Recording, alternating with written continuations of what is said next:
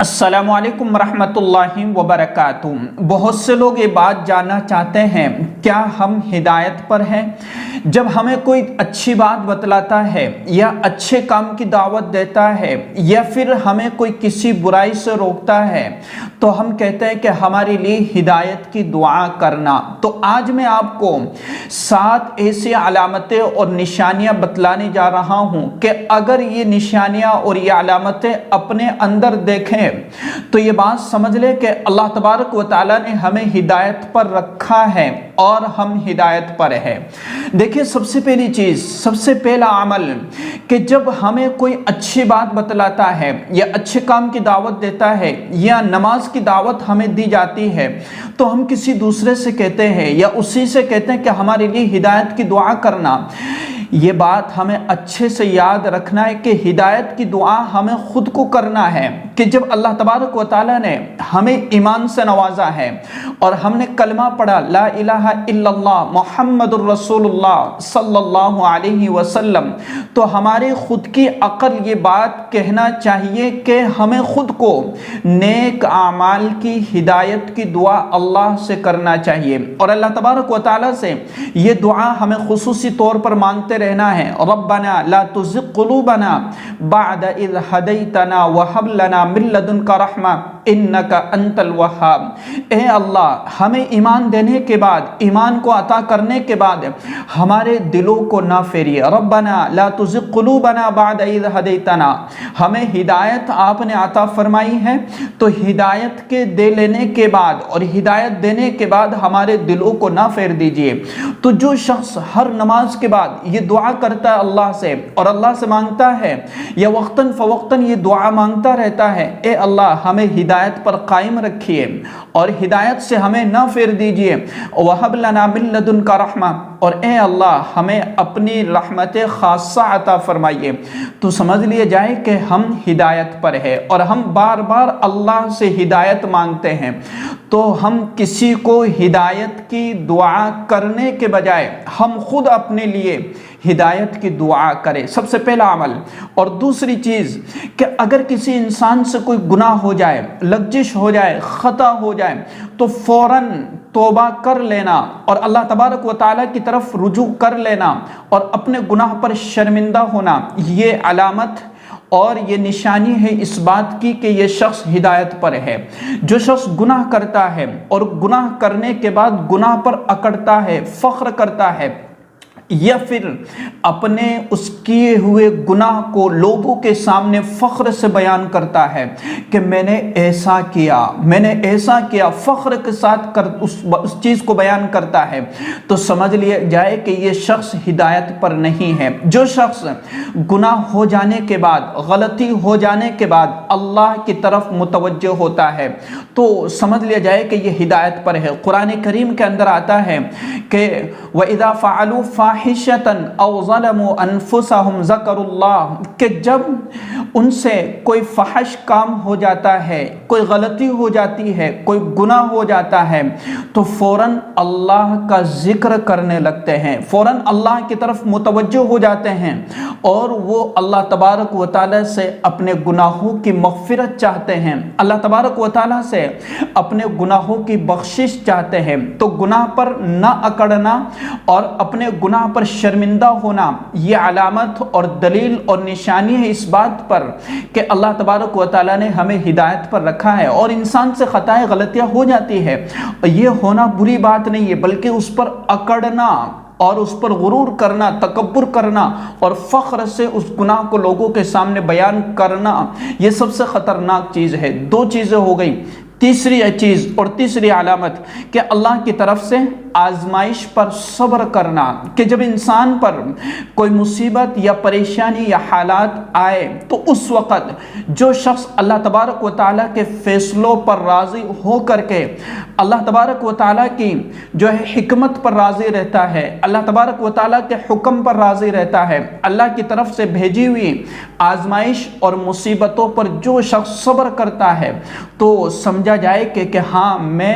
اللہ رب العزت کی طرف سے جو ہدایت مجھے دی گئی میں اس ہدایت پر قائم ہوں۔ اللہ تبارک و تعالیٰ نے مجھے سیدھا راستہ دکھلایا ہے، اللہ تبارک و تعالیٰ نے مجھے ہدایت پر رکھا ہے۔ اور جو شخص بے صبرہ ہوتا ہے، اور جب مصیبت پر جو شخص بے صبرہ ہوتا ہے تو پھر اللہ تبارک و تعالیٰ کے خلاف کئی ساری باتیں کہہ دیتا ہے، اللہ تبارک و تعالیٰ کے خلاف کئی ساری باتیں اپنی زبان سے نکال دیتا ہے۔ مثال کے طور پر کوئی کہتا ہے کہ مجھ سے کون سا گناہ ہو گیا کہ اللہ نے مجھے اتنی بڑی مصیبت میں ڈال دیا، نعوذ باللہ۔ یا کوئی کہتا ہے کہ میرے سے کون سی خطا ہو گئی کہ مجھے اتنی بڑی مصیبت میں ڈال دیا۔ کوئی کہہ دیتا ہے کہ اللہ تو مجھ سے ایسا ناراض ہے کہ بس کہنا ہی کیا، بس ساری مصیبتیں میرے اوپر ہی ڈال دی، یہ تو میرے اوپر ہی ساری آزمائشیں ڈالتی۔ تو یہ بول، یہ لفظ اور یہ الفاظ، یہ جملے اتنے خطرناک ہیں کہ جو انسان کو جو ہے گمراہی کی طرف لے جاتے ہیں اور اللہ سے دور کر دیتے ہیں۔ تو اللہ کی آزمائش پر صبر کرنا، استقامت کے ساتھ ایمان کو پر جمے رہنا، یہ ہے ہدایت کی نشانی اور علامت۔ ان چیزوں کو اچھے سے سمجھ لیجئے گا۔ اسی طریقے سے چوتھی علامت ہے تقوی اختیار کرنا، متقی رہنا، پرہیزگار رہنا، اپنے آپ کو متقی اور پرہیزگار بنا کر کے رکھنا۔ قرآن کریم کی جو ہے شروع کی آیات الف لام میم ذالک الکتاب لا ریب فیہ ھدی للمتقین، کہ یہ وہ کتاب ہے کہ جس میں کوئی شک و شبہ کی گنجائش نہیں، ھدی للمتقین، یہ متقیوں کے لیے، پرہیزگاروں کے لیے یہ کتاب ہدایت ہے، ہدایت کی کتاب ہے، رہنمائی کرنے والی کتاب ہے۔ تو جو لوگ متقی ہیں، گناہوں سے اپنے آپ کو بچانے کی کوشش کرتے ہیں، اللہ کا خوف اپنے دل کے اندر رکھتے ہیں، اللہ تبارک و تعالیٰ نے جو احکامات نازل فرما دیے ان احکامات پر عمل کرتے ہیں، اور جن چیزوں سے روک دیا گیا ان چیزوں سے اپنے آپ کو بچانے کی کوشش کرتے ہیں،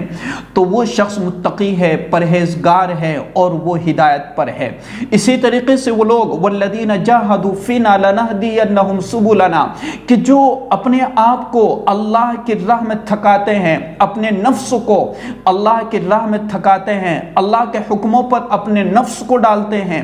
ہمارا دل نہیں چاہتا ہے نیک کام کرنے کا، ہمارا دل نہیں چاہتا ہے، پھر بھی اپنے آپ کو اللہ کے لیے اللہ کی راہ میں تھکانا یہ انسان کے لیے ہدایت پر ہونے کی نشانی اور علامت ہے۔ اور اسی طریقے سے آپ نے منافقین کے تعلق سے سنا ہوگا کہ جب اللہ کی طرف سے کوئی حکم نازل ہوتا تو فوراً اپنے آپ کو پیچھے ہٹا لیا کرتے تھے، اپنے آپ کو پیچھے کر لیا کرتے تھے، تو وہ منافقین تھے۔ اور منافق کی یہی نشانی ہے کہ اللہ کا حکم نازل ہوتا تھا تو اپنا جی چراتے تھے اس حکم پر عمل کرنے سے، اللہ کی راہ میں نکلنے سے،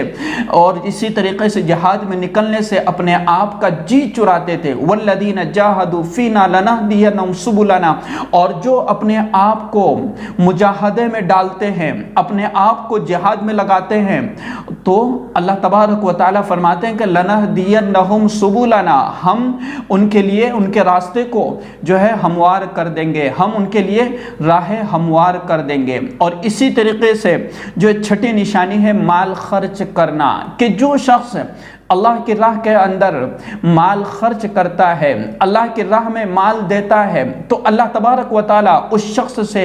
بڑا خوش ہوتا ہے۔ اور قرآن کریم کے اندر مال خرچ کرنے والوں کی جو ہے کئی تعریفیں اور اسی طریقے سے کئی فضیلتیں بیان فرمائی گئی کہ وہ چھپکے سے کھلم کھلا علانیہ طور پر اور چھپکے سے اللہ کی راہ میں خرچ کرتے ہیں۔ تو جو شخص اللہ کی راہ میں، اللہ کی محبت میں اپنا مال خرچ کر رہا ہے اور دے رہا ہے، لگا رہا ہے، سمجھا جائے کہ ہم ہدایت پر ہے، اور اللہ تبارک و تعالیٰ نے ہمیں ہدایت پر رکھا ہے۔ کسی یتیم کو دیکھا، غریب کو دیکھا، مسکین کو دیکھا، کسی مجبور کو دیکھا، کسی مسافر کو دیکھا کہ یہ مجبور ہے اور اس کو ضرورت ہے، فوراً اس کی ضرورت پوری کر دی، اور اپنی طرف سے چاہے کسی بھی اعتبار سے جتنا ہماری حیثیت ہم نے اس کی حاجت پوری کر دی، تو سمجھ لو کہ ہم ہدایت پر ہیں۔ اگر کسی کے پاس مال نہیں ہے، علم ہے، کسی نے علم کے ذریعے سے کسی کے علم کی پیاس بجھا دی، کسی کو کچھ سکھلا دیا، تو اللہ تبارک و تعالیٰ اس شخص سے بڑا خوش ہوتا ہے۔ اور اسی طریقے سے 7वें नंबर पर है आखिरत पर यकीन करना, आखिरत का यकीन अपने दिल के अंदर पैदा करना। जो शख्स हर वक्त हर लम्हा ये ख्याल ये बात अपने दिल के अंदर रखता है कि मुझे अल्लाह के सामने खड़ा होना है, मुझे अल्लाह के सामने जवाब देना है, मेरी ज़िंदगी का मेरी नमाजों का, मेरे आमाल का, मेरे माल का और इसी तरीके से मेरी जवानी का, हर चीज़ का मुझे कल क़यामत के दिन हिसाब देना है और मरने के बाद दोबारा से उठाया जाएगा,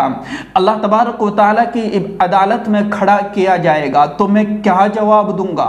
और मैं क्या पेश करूंगा, मेरे पास क्या अमल है। तो आखिरत पर यकीन रखते हुए अपनी आखिरत की फिक्र में लगे रहना, तो समझा जाए कि ये शख्स हिदायत पर है। तो मैंने आपके सामने 7 चीज़ें रखी है और ये 7 चीज़ें बहुत ही अहम है। तो समझा जाए कि अगर हमारे अंदर ये 7 निशानियां पाई जा रही हैं